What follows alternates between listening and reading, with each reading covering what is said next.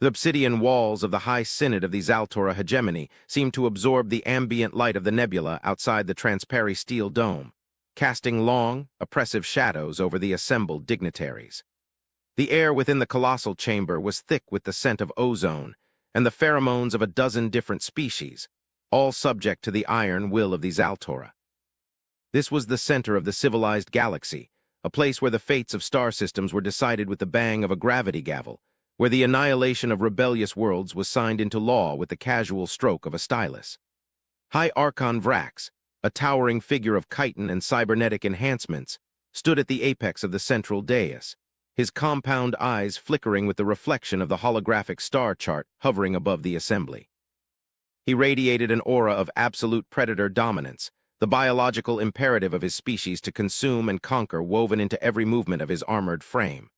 Below him, the representatives of the vassal states cowered in their designated pods, their silence a testament to centuries of brutal enforcement. But today, the silence was different. It was not the silence of submission, but the silence of anticipation, a held breath before a plunge into the unknown. Vrax raised a manipulator arm, the jagged claw pointing accusingly at the holographic representation of a small, unremarkable spiral arm on the galaxy's fringe. The region was designated as the Sol Exclusion Zone, a territory that had been marked as a curiosity but never a threat, until now. The reports had been filtering in for decacycles, strange energy signatures, rapid terraforming of barren worlds, and the movement of sublight vessels that defied the hegemony's understanding of propulsion efficiency. The species inhabiting that sector, the humans, had been dismissed as primitives, creatures bound to the dirt of their worlds, lacking the refined grace of the elder races or the martial prowess of the Zaltora. Yet they had refused the hegemony's initial demands for tribute. They had sent back the automated drones not with weapons fire, but with data packets containing poetry, mathematics, and a polite but firm request to be left alone. To Vrax, this was not diplomacy. It was an insult. It was a challenge to the apex predator, and in the philosophy of the hegemony, a challenge unanswered was a death sentence for the challenger. The primitives of Sol have mistaken our patience for weakness, Vrax's voice boomed, amplified by the acoustics of the chamber until it resonated in the chest cavities of every being present. They occupy worlds that by right of strength belong to the hegemony. They hoard resources they cannot possibly understand. And when we offered them the collar of servitude, the honor of serving the architects of the galaxy, they responded with silence. Silence. He slammed his claw onto the dais, the sound cracking like a thunderclap. They believe their isolation protects them. They believe their primitive kinetic weapons and crude fission drives will deter the masters of the void. They are wrong. We shall descend upon them like the solar wind. We shall scour their worlds, break their fleets, and drag the survivors here to this very floor to beg for the privilege of breath. The council is resolved. The great hunt begins. A murmur of agreement rippled through the sycophants, a wave of eager chirps and growls. But before the vote could be formalized, a sound cut through the clamor, a low, resonant hum that seemed to vibrate the very floor plates. The massive doors at the far end of the chamber, doors that had not opened in a millennium, groaned as ancient gears engaged. The assembly turned as one, their collective gaze fixed on the entrance. Through the widening gap walked a figure cloaked in robes of shifting gray, a member of the Authari, the Watchers. The Authari were older than the hegemony, older perhaps than the stars themselves, a race that had transcended the need for empire and now only observed, intervening only when the fabric of the galaxy itself was threatened. The figure moved with a fluidity that defied gravity, gliding rather than walking, and as it approached the center of the room, the shadows seemed to recoil. "You speak of hunting, Vrax of the Zaltora," the Authari's voice whispered, yet it was heard clearly by every mind in the room, bypassing auditory sensors and speaking directly to the consciousness. "You speak of predator and prey, but you do not know what lives in the shadow of Sol. We have watched them since they struck flint against stone. We have watched them burn their own worlds in the madness of their youth and rise from the ashes stronger than before. You see their silence as insolence. We know it for what it is restraint." The Authari halted, its hood turning upward to reveal a face that was less flesh and more starlight, eyes that held the depth of black holes. "Do not attack. The humans, they are not like you. You fight for glory, for territory, for the satisfaction of the kill. They fight for something you have forgotten. If you wake them, if you force them to become what they once were, they will not just defeat you. They will hunt you, not for a cycle, not for a war, but forever. They are persistence hunters, Vrax. They will follow you until your engines fail, until your spirit breaks, until the very memory of your empire is dust. Do not cross the line. Vrax scoffed, the sound a grinding of gears and organic plates. The Watchers have grown senile in their towers, he sneered, gesturing to his generals. You fear a species that has barely mastered the atom? You fear creatures whose lifespan is a blink of an eye compared to ours. These Altora do not fear the dark. We are the dark. Your warning is noted, Ancient One, and rejected. The fleet launches at the apex of the next rotation. If these humans are indeed hunters, let them see who holds the spear. The Authari stood motionless for a long moment, the starlight in its eyes dimming slightly, not in defeat but in sorrow. It did not argue. It did not threaten. It simply turned and glided back toward the great doors, its voice drifting back one last time. Then I shall prepare the archives, for someone must remember you when you are gone. The doors closed, sealing the fate of the hegemony. The chamber erupted in cheers, the warning forgotten in the intoxicating rush of impending violence. Vrax looked at the star chart, at the tiny yellow star of Sol, and felt nothing but contempt. He could not know that he had just signed the death warrant of a civilization that had spanned 10,000 years. He could not know that the silence from Sol was not empty. It was the quiet of a predator stalking through the tall grass, waiting for the wind to shift. The mobilization of the Altora Armada was a spectacle of industrial might that would have brought lesser species to their knees in terror. The shipyards of the core systems vomited forth vessels of war, dreadnoughts the size of cities, cruisers bristling with plasma lances, and swarms of attack fighters that moved like a singular, hive-minded organism. The sheer mass of the fleet disrupted the gravitational tides of the local moons as they formed up, a spear of alloy and energy aimed at the heart of the Sol expansion zone. The journey through the warp gates was instantaneous for the crews, but for the universe outside, weeks passed. When the fleet reverted to real space on the edge of the human territory, they found nothing. No defense grid, no patrol ships, no minefields. Just the cold, indifferent vacuum and the distant light of the colony world, a planet named by the humans Harvest. These Altora commanders, confused but emboldened, ordered the bombardment. Plasma rain fell upon the surface of Harvest. Cities were vaporized, forests turned to ash, and the oceans boiled. It was a massacre, a display of overwhelming force intended to shock the enemy into submission. But as the smoke cleared, the scanners reported an anomaly. The cities were empty. The factories were cold. The thermal signatures of the populace were non-existent. There were no bodies, no screams, no chaotic transmissions of panic. The humans had not been there.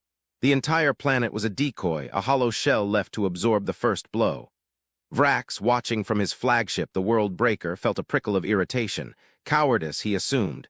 They had fled before the might of the hegemony. They were running. Press the attack, he commanded. Find their fleets, burn their trails. If they wish to run, we shall chase them to the edge of the universe. The Armada pushed deeper into human space, seizing system after system.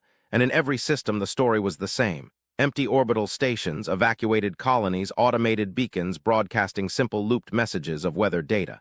These Altora were conquering a ghost kingdom. The easy victories began to taste like ash. Where was the resistance? Where was the glory? The soldiers grew restless. They wanted blood, battle, the visceral thrill of combat. Instead, they got silence. And then the glitches began. It started with the supply lines.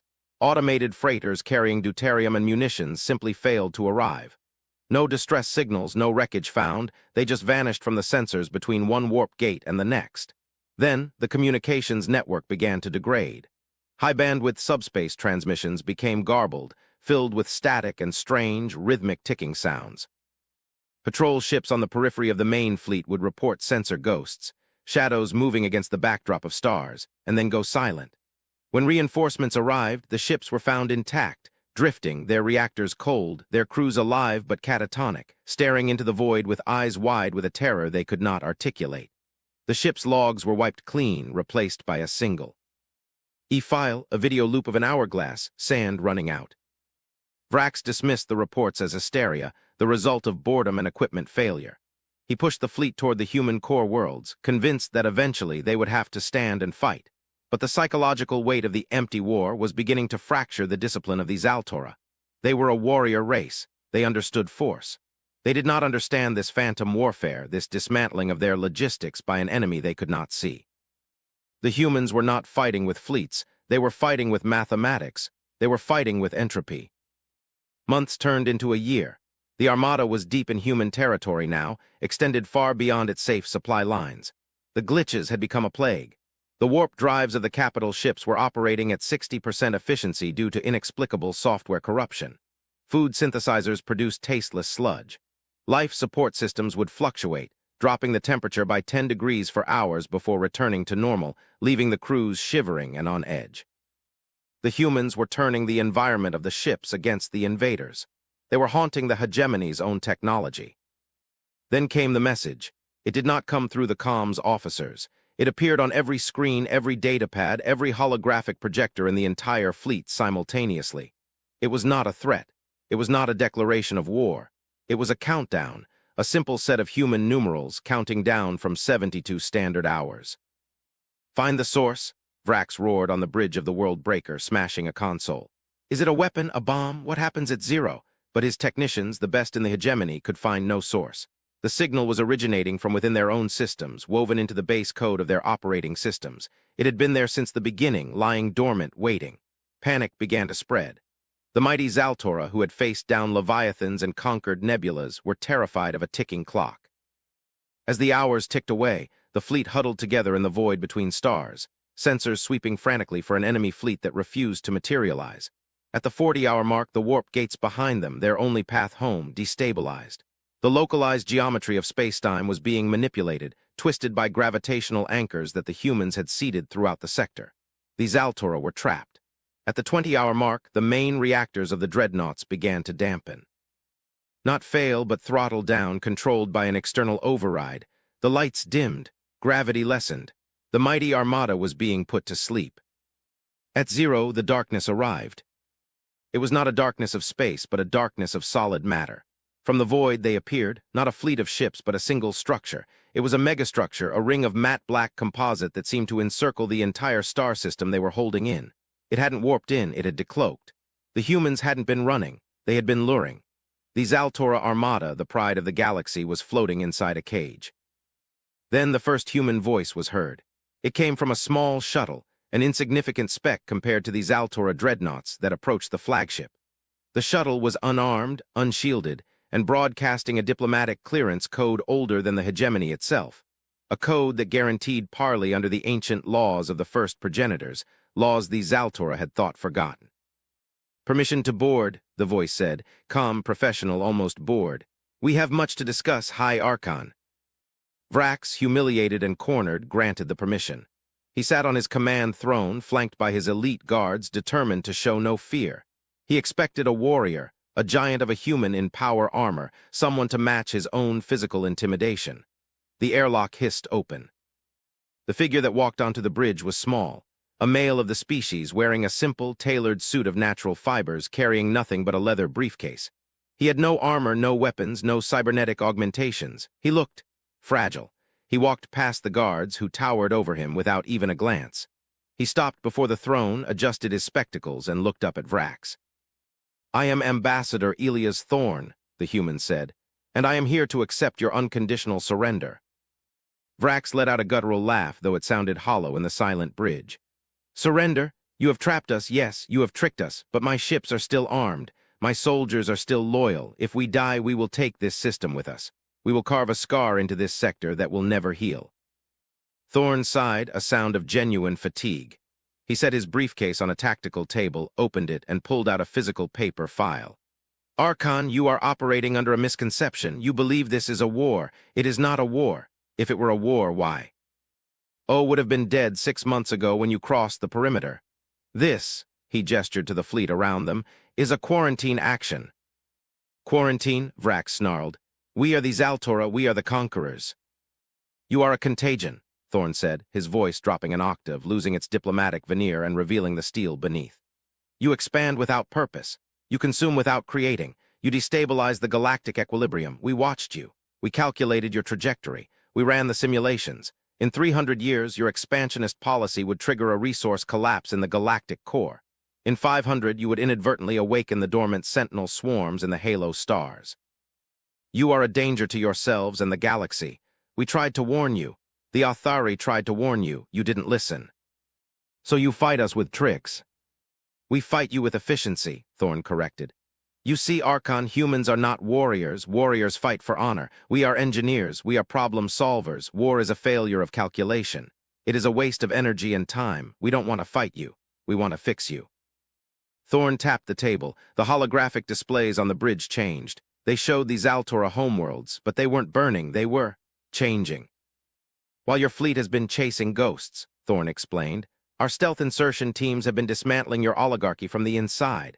We haven't fired a shot. We've just released information. We revealed the corruption of your high council to your lower castes. We exposed the lies of your priesthood. We introduced new economic models that made your slave labor systems obsolete.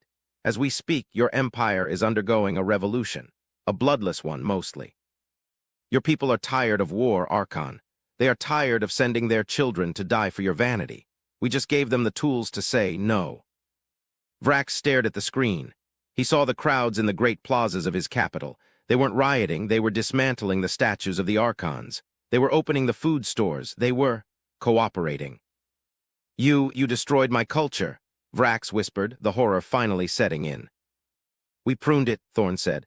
We removed the rot so the tree could grow. You have two choices now, Archon. You can order your fleet to fire. We will neutralize you instantly. Our containment field is currently damping your antimatter containment fields, and if you attempt to spike the output, you will simply implode. Or you can stand down. You can return home not as a conqueror, but as a citizen of a new democracy. We will help you. We will share our technology, our medicine, our agriculture. We will teach you how to live without killing. Why, Vrax asked, his voice trembling. Why spare us? We came to exterminate you. Thorn looked at the alien warlord, and for the first time there was a look of pity in his eyes. Because we need you. We need everyone. The ambassador tapped a final command into the console. The view of the homeworlds vanished, replaced by a view of the galaxy's edge.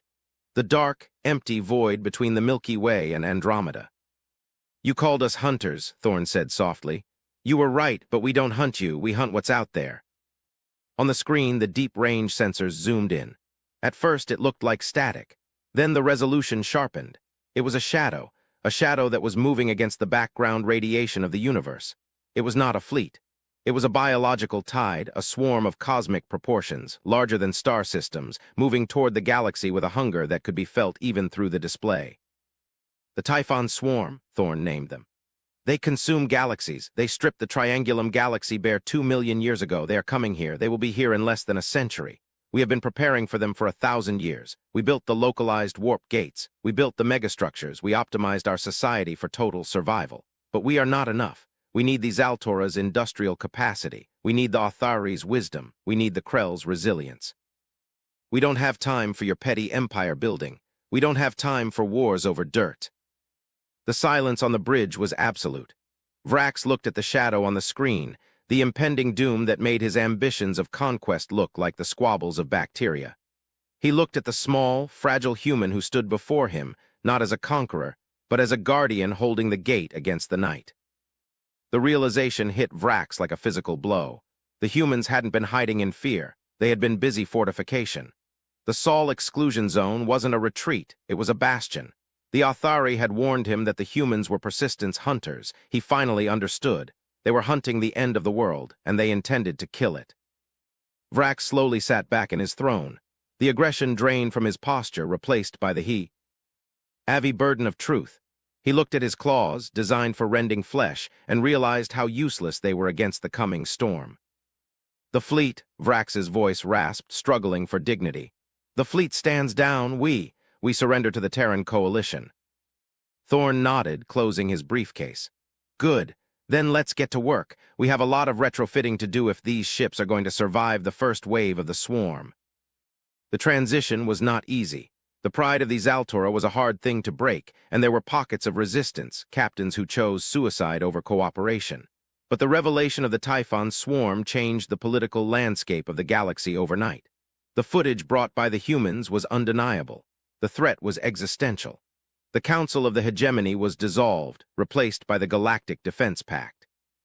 The humans did not rule this new alliance. They refused the title of leaders.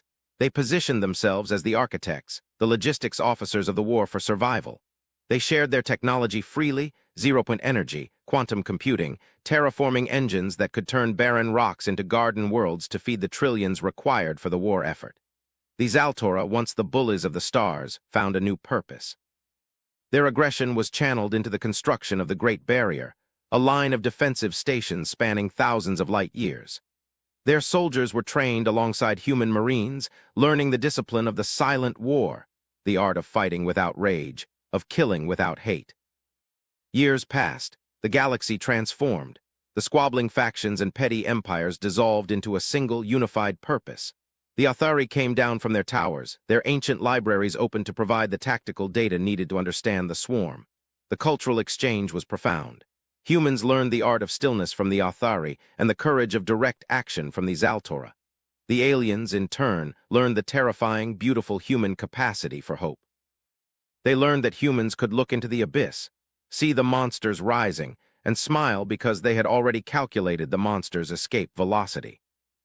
High Archon Vrax, now simply General Vrax, stood on the observation deck of the Citadel of Hope, the massive station anchored at the galaxy's edge. Beside him stood Elias Thorn, now an old man, his hair white, his frame frailer than before. They looked out into the intergalactic void. The shadow was closer now. It blotted out the stars of Andromeda. The Typhon swarm was arriving. "Do you think we are ready?" Vrax asked, his voice rumbling like distant thunder. He wore the uniform of the Alliance, a blend of Zaltora armor and human utility cloth. Thorn took a sip of tea from a heated flask, the steam rising in the cool air of the deck. "No one is ever truly ready for the end of the world, Vrax, but we have given ourselves a chance, a statistical probability of survival that is greater than 0. That's all we ever do." "They warned me," Vrax mused, looking at the human. "The Athari, they said you were persistence hunters, that you would hunt us forever." "And we are," Thorn smiled, a sad, knowing smile. "We hunted your ignorance, we hunted your division, we hunted the weakness that would have let you die alone in the dark. We didn't destroy you, Vrax, we assimilated you. That is the most dangerous thing about humanity. We don't just defeat our enemies, we make them our family." Vrax grunted, a sound that might have been a laugh. A terrifying concept. "Indeed." The sensors began to scream. Red lights bathed the observation deck. The first wave of the Typhon swarm had entered the engagement zone. Trillions of biological warships, living constructs of hunger and malice, crashed against the shields of the Alliance fleet. The sky turned to fire. "Here they come," Thorn said, setting down his tea. Vrax drew his weapon, a massive plasma cannon that hummed with human-enhanced power. He looked at the swarm, then at the human beside him. He felt no fear. He felt only the cold, sharp clarity of purpose. The Athari were right. The humans had hunted them. They had hunted them out of their barbarism and into the light, and now together they would hunt the dark. "All ships," Vrax spoke into the fleet-wide comms, his voice steady, the voice of a protector. "This is General Vrax. The enemy is at the gate. Hold the line, for Terra, for Zaltora, for the galaxy." The void erupted into light. The great hunt had begun. But this time the galaxy was not the prey. It was the predator. And the humans, the persistence hunters of Saul, led the pack, running not from the monster, but straight down its throat, dragging the universe with them into a future they would carve out with their own hands. The battle that followed was not measured in days, but in decades. It was a conflict of such scale that stars were used as ammunition and nebulas as camouflage.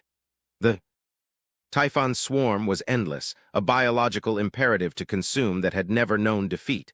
But they had never met a foe like the Alliance. The swarm adapted, but the Alliance anticipated.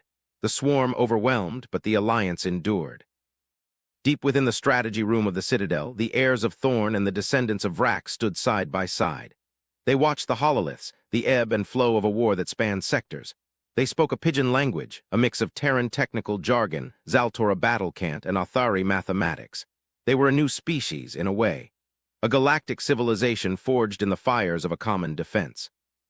One particular engagement, the Battle of the Perseus Vale, became legend. A splinter fleet of the swarm had bypassed the main defensive line, aiming for a nursery world inhabited by refugees from a dozen species. The defense fell to a small task force commanded by a human captain named Jerk and a Zaltora subcommander named Krill. Their ships were damaged, their ammunition low. Logic dictated a retreat to save the capital ships. "We cannot leave them," Krill had clicked, his mandibles twitching with stress. "The logic of the hegemony would say sacrifice the weak to save the strong." "The logic of humanity says, not on my watch," Jerk had replied, spinning his ship, a destroyer class named the Indomitable, around to face a bioship 10 times its mass. They didn't retreat, they rammed. They overloaded their reactors, creating a localized supernova that incinerated the swarm tendril and saved the nursery world. When the rescue crews arrived, they found the wreckage of the two ships fused together. Human steel and Zaltora chitin melted into a single alloy. It became a monument, a symbol of the unity. It was proof that the warning given in the High Synod all those years ago had been misunderstood. The humans didn't hunt to kill. They hunted to save. They were the white blood cells of the galaxy, violent only when the body was threatened, relentless in their pursuit of the infection. As the century turned, the tide began to shift. The swarm, for the first time in its billion-year history, paused. It had expended more energy than it was consuming. The prey was fighting back too hard. The biomass cost was too high. The collective intelligence of the swarm calculated that this galaxy was a net loss. It began to recoil, to turn its hunger toward the intergalactic void, seeking easier prey in the Magellanic clouds. The Alliance didn't let them go. This was the final lesson the humans taught the galaxy. You do not let the disease escape to infect another. Pursue, the order came from High Command. Total eradication of the threat. The fleets of the Alliance pushed out of the galactic plane. They followed the swarm into the dark. It was the ultimate expression of the persistence hunter. They would not stop at the border. They would not stop until the threat was neutralized, not just for themselves, but for whatever life might exist in the next galaxy and the next. Centuries later, the galaxy was at peace. The Great War was a memory preserved in the archives of the Authari. The Zaltora had become the guardians of peace, their aggression sublimated into exploration and defense. The humans were everywhere and nowhere. They were the explorers, the diplomats, the engineers. They drifted between worlds, always restless, always looking at the horizon. In the rebuilt High Synod Hall, now a place of open air and sunlight, a young Zaltora student stood before an ancient statue. It depicted a human and a Zaltora, back to back, facing outward. The student traced the inscription on the plinth. To the hunters of Saul, who taught us that the strongest shield is a hand extended in friendship, and the deadliest weapon is the will to endure. The student looked up at the statue of the human. It wasn't a warrior. It was a man in a suit holding a briefcase. The student smiled, a gesture learned from the humans, and turned to look at the stars. Somewhere out there in the deep dark, the fleets were still patrolling, ensuring that the lights of civilization would never again be threatened. The warning had been ignored, and because of that, the galaxy had been saved. The humans had hunted them forever, just as promised. They had hunted them until they were better, and in doing so, they had saved themselves. The atmosphere on the outer rim worlds was one of quiet vigilance. Even though the swarm was gone, the discipline remained. The culture of the galaxy had fundamentally shifted from one of internal competition to external awareness. The Great Filter, the philosophical concept that civilizations destroy themselves before reaching the stars, had been bypassed. Humanity had acted as the catalyst. They were the bridge over the filter. On the planet of Atharis Prime, the ancient librarian Alara, who was now so old that her physical form was almost entirely translucent energy, sat with a human chill. Dee the child was a hybrid of cultures, born on a station where gravity was adjustable, and the air was a mix suitable for 3 species. "Tell me again," the child asked, "about the day the doors opened." Alara smiled, her mind projecting the memory for the child to see. "The council was loud," she whispered. "They were full of pride. They thought the universe was a prize to be won. They did not understand that the universe is a garden to be tended." "And the humans?" "The humans were the gardeners who brought the shears," Alara said. "They were scary at first. Change is always scary, but they showed us that we were weeds choking each other. They pruned us so we could bloom." "Are they still hunting?" "Always," Alara looked toward the sky. "That is their curse and their gift. They are never satisfied. They always want to know what is over the next hill, what is behind the next star. They hunt for answers, and as long as they hunt, we are safe." The camera of history pulls back then, leaving the surface of Atharis, rising through the atmosphere, past the orbital rings that glitter like diamond necklaces around the planet.